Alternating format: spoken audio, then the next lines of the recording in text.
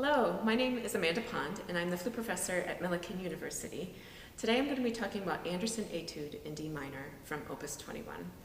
This etude gives us a really good opportunity to demonstrate our brilliant technique, our breath control, and a focused sound in all registers.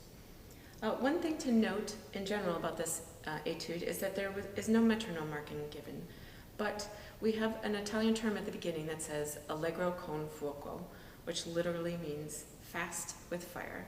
So the idea here is we can go as fast as we can manage with good, even fingers and a strong technique. So that can vary quite a bit from performer to performer, but no matter what, make sure it's with fire. A few specific things to consider. The rhythm of this piece provides a few challenges. The open grandioso section has a mix of duples and triples, and it's important to make these distinct, your triplets and your eighth notes. This also extends to the following section where the Allegro 16th notes start.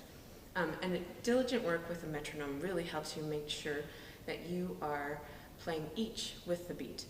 And so for an example, you can establish whatever tempo you want with a metronome. Let's say this is my metronome. And just sing duples. Dee-da, dee-da, dee-da, dee-da, then triplets. Ya-da, dee-da, dee-da, dee-da, dee-da, and 16ths. Ya-dee-dee-dee-dee-dee-dee-dee-dee-dee-dee-dee. And really make sure you can do each with that exact same pulse throughout this etude. That's really important. Another rhythmic challenge in this etude are the ties. Ties are always tricky for us, and we tend to come off of them late.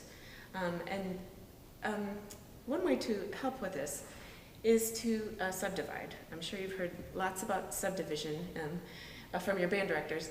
And subdivision in general is thinking of the smaller note value underneath while you have a longer note. And in particular, I find this section, the grandioso section, thinking of the triplets while you have the ties are super useful. But also there's a way to kind of practice this that really helps this process rather than just thinking of them. And that is to articulate your subdivisions. So the idea here is to play a triplet instead of the quarter note, and then to articulate the following triplet. So this is in measure 3. What's written is, but what I'm going to practice is, and so if you practice that repeatedly, then you'll have that subdivision in your head even when you aren't playing it. And as sort of an intermediate step, I also, you can pulse the subdivision as well. So you don't tongue it. So you go from to just.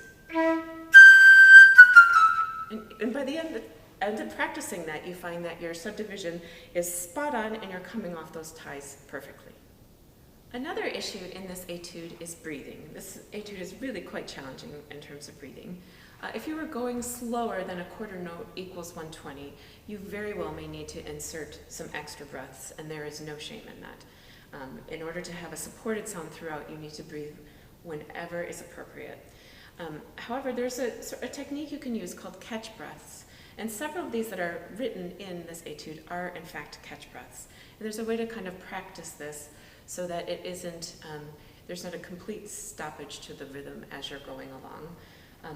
And so an example of this is in the Allegro 16th note section, measure 16, where you have 16 16th notes in one measure, and you're just supposed to insert one little breath.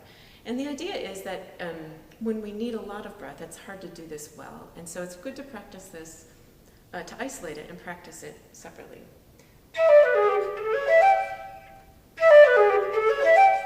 And so I'm just taking just a quick little breath to spell me until I get to a place where there's more space to breathe. So it's great to practice this isolated, just like that, so you practice the motion of a quick breath and keeping the melody going. And then it's also good to practice it in context so that you're actually slightly more out of breath and practice it that way.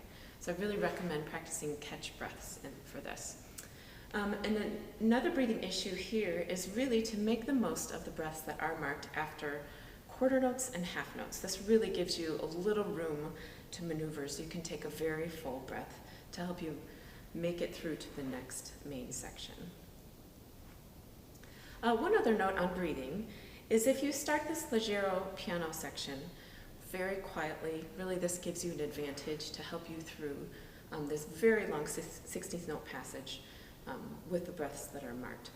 And so Allegro means light, and piano is obviously quiet. And so the idea here is really to start this whole section very hushed.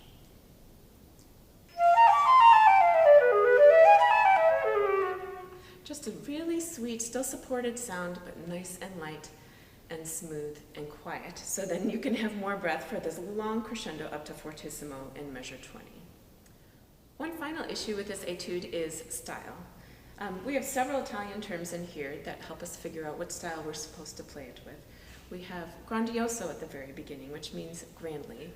The very initial term of Allegro con fuoco, with fire, which really tells us a lot about the intensity. Later on, we have sonoro sempre, which means always resonant.